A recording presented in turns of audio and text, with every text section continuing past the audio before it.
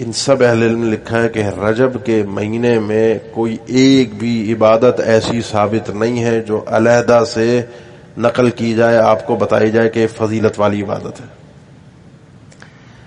روزے بیان کیے جاتے ہیں، ایک روایت بھی صحیح سند سے ثابت نہیں ہے۔ اللہ کے نبی صلی اللہ علیہ وسلم سے ہمیں پتہ نہیں چل سکا کہ آپ کا یہ فرمان درست ہے، آپ نے یقینی طور پر یہ بات فرمائی ہے۔ ارشاد، اس مہینے میں نوافل کا اہتمام کیا جاتا ہے، کوئی نفل نماز کسی بھی اعتبار سے اس مہینے کے اندر ثابت نہیں ہے۔ مشرکین دور جاہلیت میں اس مہینے کے اندر رجبیہ یا عتیرہ کے نام سے قربانی کیا کرتے تھے، خاص اپنی ایک قربانی، ان کی ایک رسم تھی۔ بعض روایتوں میں، اور حسن بصری رحمہ اللہ قول ہے، لا عتیرہ فی الاسلام، یا عتیرہ نام کی کوئی عبادت رسم اسلام میں موجود نہیں ہے۔ اب آخری ایک مسئلہ آ کے اٹکتا ہے، اور وہ ہے 27 رجب۔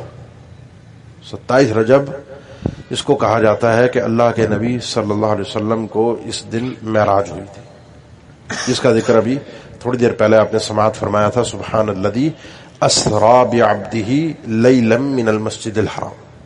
اللہ کے نبی صلی اللہ علیہ وسلم کو معراج، اسراء ہوئی 27 رجب کو۔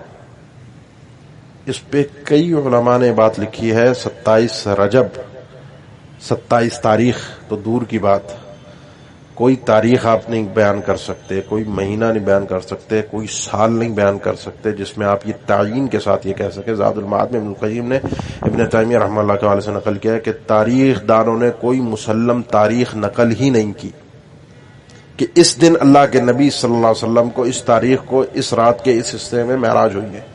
کسی نے کہا ربیع الاول میں ہوئی، کسی نے کہا رجب میں ہوئی، کسی نے کہا رمضان میں ہوئی، کسی نے کہا شوال میں ہوئی، کسی نے کہا رجب کی 27 کو، کسی نے کہا 8 کو، کسی نے کہا 2 کو، کسی نے کہا فلانی تاریخ کو۔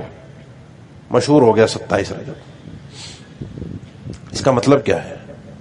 اس کا مطلب یہ ہے کہ آپ غور کیجئے، رمضان میں ہم عبادت کرتے ہیں، کبھی رمضان میں آپ نے دیکھا ہو کہ روزے رمضان میں نہیں کسی اور مہینے میں رکھنے، کبھی آپ نے دیکھا ہو کہ آخری عشرے کی عبادت نہیں کسی اور رات کی عبادت افضل ہے، کبھی آپ نے سنا ہو کہ عید پہلی شوال کو نہیں کسی اور تاریخ کو آپ منا لیجئے، آپ قربانی 10 ذی الحج کے بجائے کسی اور تاریخ کو کر لیجئے۔